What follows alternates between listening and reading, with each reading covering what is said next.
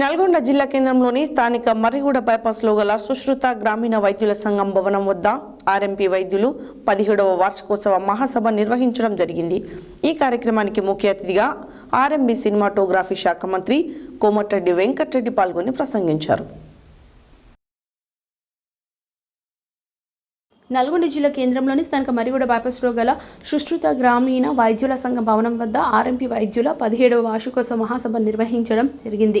ఈ కార్యక్రమానికి ముఖ్య అతిథిగా ఆర్ఎంబీ సినిమాటోగ్రఫీ శాఖ మంత్రి కోమటిరెడ్డి వెంకటరెడ్డి పాల్గొని మాట్లాడుతూ సుశ్రుత గ్రామీణ వైద్యుల సంఘం సమస్యల పరిష్కారం దిశగా ప్రభుత్వం దృష్టికి తీసుకెళ్తానని, ఆర్ఎంపీ డాక్టర్లకు శిక్షణ కార్యక్రమాలను ఏర్పాటు చేస్తామని, అలాగే ఆర్ఎంపీ డాక్టర్లకు హెల్త్ కార్డులు మంజూరయ్యే విధంగా గ్రామాలలో ఉన్న డాక్టర్లందరికీ రాష్ట్ర ప్రభుత్వం ప్రవేశపెడుతున్న 6 గ్యారెంటీలు ప్రతి ఒక్కరికి చర్యలు కృషి చేస్తారని తెలిపారు. ఈ సందర్భంగా తక్షణమే వైద్యుల సంఘం భవనానికి 2 లక్షల రూపాయలను సుశ్రుత గ్రామీణ వైద్యుల సంఘం అధ్యక్షులు పానుగోటు హనుమంతరావుకి ఇవ్వడం జరిగింది.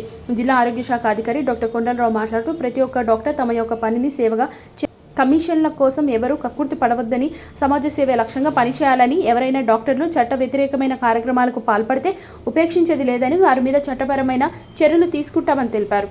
ఈ కార్యక్రమంలో నల్గొండ జిల్లా సుశ్రుత గ్రామీణ వ్యక్తుల సంఘం అధ్యక్షులు గొల్లపల్లి శ్రీనివాసరాజు, నల్గొండ కాంగ్రెస్ పార్టీ అధ్యక్షులు Gummala Mohan Reddy, municipal vice chairman Ramesh Goud, Neti Rajeswararao, Dasoju Satyanarayana, Janahitri foundation chairman, RMP రాష్ట్ర ఎగ్జిక్యూటివ్ మెంబర్ డాక్టర్ మునీర్ తదితరులు పాల్గొన్నారు.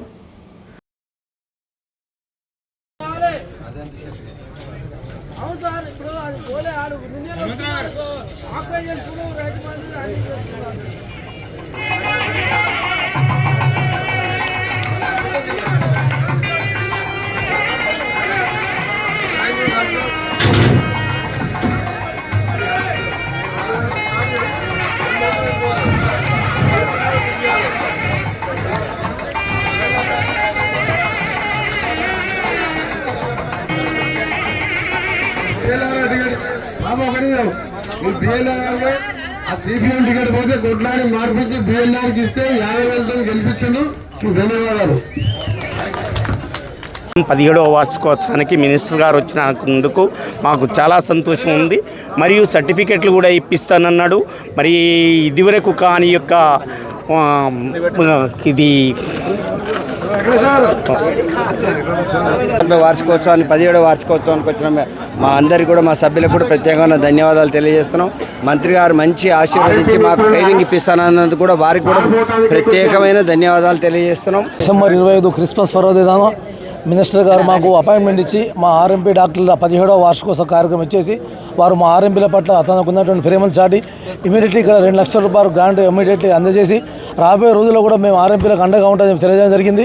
ఇలా పేదలకు ఆరోగ్యశ్రీ రావాలన్నా, గవర్నమెంట్ స్కూళ్ళల్లో టీచర్ల ఉద్యోగుల నియామకాలు కావాలన్నా, నిరుద్యోగులకు ఉద్యోగాలు రావాలన్నా, ఉద్యోగులకు 1వ తారీఖు జీతం రావాలన్నా కాంగ్రెస్ రావాలని చెప్పి ఇలా చంద్రబాబు నాయకులు కుల మతాలకు అతీతంగా పెట్టి ఇలా అన్ని వర్గాలు చేస్తేనే అంత పెద్ద లక్షల కోట్ల అధిపతి కేసీఆర్ ఓడగొట్టుకుంటే మామూలు పదే.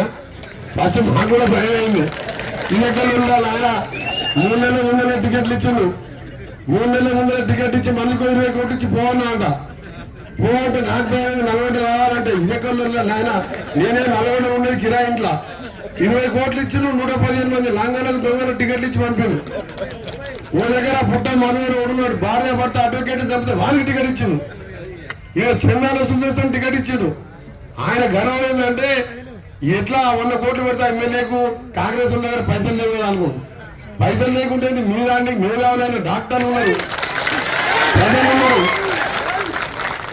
మా దగ్గర నల్గొండలో నన్ను ఎంత చేయాలంటే మా కౌన్సిలర్లే కాదు, ఇతర పార్టీ కౌన్సిలర్ కూడా ఫోన్ చేసి తమ్మి మీరు గెలిపించాలంటే 55,000 మెజార్టీ గెలిపించాను. నా సంగతి గెలిపెట్టాను. తెలంగాణ కూడా కొట్లాడినా, అభివృద్ధి చేసినా అందరూ వచ్చి గెలిపించాను. మా పక్కకు మందుల సేవలు టికెట్ ఇచ్చిన, టికెట్ ఇవ్వమంటే టికెట్ ఇప్పించిన. ఫస్ట్ జాయిన్ అవుతాను నా దగ్గరకు వచ్చిండు. నాకు టికెట్ వద్దు సార్, నాకు టీఆర్ఎస్ లో 2,000 కోట్లు కేసీఆర్ దగ్గర దోస్తు ఆయన ఉద్యమకారుడు. ఆయన నేను టికెట్ ఇస్తే ఆయన పొద్దున్నే తీసుకనుకుంటున్నాడు. యాదవ్ కిషోర్ అంటే ఈయన టికెట్ నా దగ్గర జాయిన్ అవుతానికి వచ్చిండు. ఏమన్నా జాయిన్ అవుతున్నా కానీ టికెట్ గ్యారంటీ ఇవ్వలేదు సార్, నాకు టికెట్ తెలియద్దు, కేసీఆర్ పోవాలి దిగిపోవాలి, తెలంగాణ ఉద్యమకారుని ఛాన్స్ ఉంటే టికెట్ ఇప్పాను. నేను చూసి అంతా ఎంక్వైరీ చేసిన ఎవరైతే గెలుస్తారంటే మందుల సేవలు గెలుస్తారు సార్ అని చెప్తే నేను బీఫామ్ ఢిల్లీకి వెళ్ళి తీసుకొచ్చి ఆయన ఊరికి పంపిస్తే తెల్లారి బీఫామ్ తీసుకొచ్చి నా దగ్గరికి వచ్చి దండం పెట్టి సార్ చాలా ధన్యవాదాలు, దండం టికెట్ ఇచ్చిన మరి కరెక్ట్లకు పైసలేదు సార్ నేను ఏమిటా అంటే నేను గెలుస్తాను. ప్రభుత్వం వచ్చిందంటే నిరుద్యోగమే అన్న, ఇవాళ ప్రభుత్వం వచ్చిందంటే నిరుద్యోగమే. అందరికీ ఆయన ఉద్యోగాలు ఇస్తారని ఉద్యోగాలు ఇవ్వలే. మా పిల్లలు మొత్తం నిరుద్యోగులు, వీళ్ళు కూడా నిరుద్యోగులు. 56,000 మంది తెలంగాణలో ఉన్నాం. వారందరూ కూడా నిర్ణయం తీసుకున్నామన్నా, వారందరూ కూడా నేనే గైడ్లైన్ చేసిన, నేను ఆ కమ్యూనిటీలో ఉన్నా, నేను గైడ్లైన్ చేసిన. 7,25,000 ఓట్లు మేము అందరూ కూడా ప్రామిస్ చేసుకున్నాం. మనం కాంగ్రెస్ చేసి వాళ్ళని దింపాలనుకున్నాం, దింపినాం. సరే ఈ రోజు మనకు ఆ రోజు ఇచ్చిన జీవో వైఎస్ రాజశేఖర రెడ్డి ఇచ్చిండు. ఈ రోజు మళ్ళీ అదే జీవోను మన సారు మనకు అమలు పరచదన్న ఆశ మనకు 3 నెలల కింద ప్రామిస్ చేసిండు, మన ఎలక్షన్లో ప్రామిస్ చేసిండు.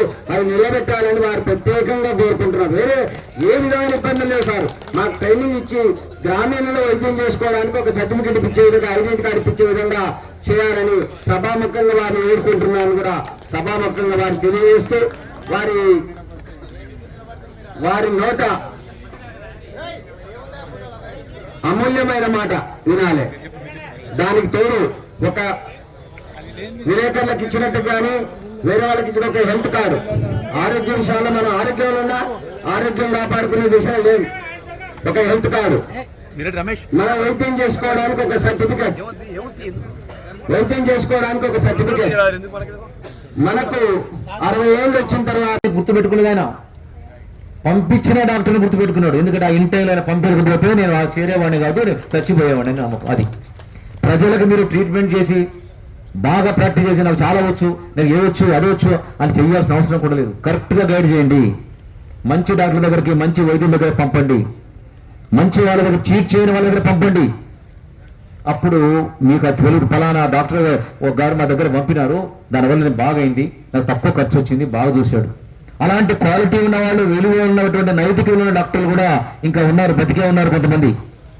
వాళ్ళు కూడా 10% ఉంటారు. దయచేసి చెప్తున్నాను, ఈ ప్రాక్టీస్ మీరు జీవిత కాలం ఉండాలంటే, మిమ్మల్ని మీరు 100% మీరు ఆరోగ్యంగా ఉండాలంటే, మీరు టెన్షన్ లేకుండా మీ ప్రాక్టీస్కి గ్యారంటీ ఉండాలంటే, మీరు నైతిక విలువలు, మోరల్ వాల్యూస్ ఉన్నటువంటి ప్రాక్టీసే చేయాలి. కానీ మోరల్ వాల్యూస్ పోయినటువంటి ప్రాక్టీస్ చేస్తే ఎప్పటికీ మీకు మనగడ ఉండదు. టెన్షన్ ఉంటుంది మీకు కొత్త వస్తే టెన్షను, ఇంకొకటి వస్తే టెన్షను. అరే నేను ఇయ్యాల ముగ్గురే ఉన్నాం, ఏమో ఆ గలికోడు ఈ గలికోడు, ఆ ఊర్లో కూడా ఈ ఊర్లో కూడా సబ్సిడీ ఇంకో పెరుగుతుంది, టెన్షన్ పెరుగుతుంది. కొత్త వాళ్ళు వస్తారు. రేపు హెల్త్ వెల్నెస్ సెంటర్స్ 250 సెంటర్ను మా సబ్ సెంటర్స్ ఉంటే 195 హెల్త్ వెల్నెస్ సెంటర్స్ అయినాయి. 195 మంది MLH ఫీజు మేము ప్రొవైడ్ చేసినాం. అందులో ఎంబీబీఎస్ డాక్టర్ ఉన్నారు, హోమియో ఉన్నారు, ఆయుర్వేదిక్ ఉన్నారు, BSc నర్సులు ఉన్నారు. బట్ విషయం ఏంటంటే దాని వల్ల మీ ప్రాక్టీస్ తగ్గేది. మీరు నమ్మకాన్ని ఏర్పాటు చేసుకుంటే మీకు టెన్షన్ ఉండే ఛాయిస్ లేదు. 10 ఏళ్ళు కాదు, ఇంకా 50 ఏళ్ళ దాకా మీకు ప్రాక్టీస్ డోకాలేదు. నేను చెప్తున్నా కదా. ఈరోజు నా దగ్గర కూడా ఒక 10 నేను వెళ్ళి వచ్చిన తర్వాత 10 మంది స్పెషలిస్ట్ డాక్టర్లు ఉన్నారు, సూపర్ స్పెషలిస్ట్ కూడా వచ్చినారు. బట్ నాకు చాలా నమ్మకం, ఫాస్ట్గా బిల్లి కోట్లు సంపాదించాలి అనే ఆలోచన కాకుండా అట్లీస్ట్ సొసైటీలో మాకంటూ ఒక ఐడెంటిటీని, ఒక ఉనికిని ఏర్పాటు చేసుకోవాలి. చిరకాలం నా ప్రాక్టీస్ డిస్టర్బ్ కాకుండా ఉండాలంటే కొన్ని ఎథికల్ వాల్యూస్ ఎవరైతే పాటిస్తారో అలాంటి డాక్టర్లకు ఎగ్జిస్టెన్స్ ఎప్పుడు ఉంటుంది. అలానే నేను లేదనట్లేదు. నేను మాట్లాడేది ఓన్లీ కొంతమంది డాక్టర్ల గురించి, కమర్షియల్ కాన్సెప్ట్ ఉన్న డాక్టర్ల గురించి మాట్లాడుతున్నాను. మిగతా వాళ్ళు మంచి వాళ్ళు ఉండొచ్చు, నాకు తెలియకపోవచ్చు కూడా. బట్ ఈరోజు కూడా చాలా మంది మంచి డాక్టర్స్ ఉన్నారు. ఒక డాక్టర్ నాకు తెలిసిన ఆయన ఎమర్జెన్సీలో చనిపోతే ఫీజు తీసుకోవడానికి, చనిపోతే ఆయన ఎవరైనా సరే డబ్బులు తీసుకోవడానికి వెళ్ళి పంపిస్తాడు. ఆ హాస్పిటల్లో గొడవలు అవుతాయా చెప్పండి? శవాన్ని పెట్టి 3 లక్షల రూపాయలు పెట్టమంటేనే గొడవ అవుతుంది, అంతే కదా. నీవు అడ్మిట్ చేసి చనిపోయిన తర్వాత మందు నువ్వు తెచ్చుకుంటావు, ఇన్వెస్ట్ నువ్వు తెచ్చుకుంటావు. నువ్వు ఇచ్చే సర్వీస్లో వాడు చచ్చిపోయాడు అనుకో, నా వల్ల కాదు,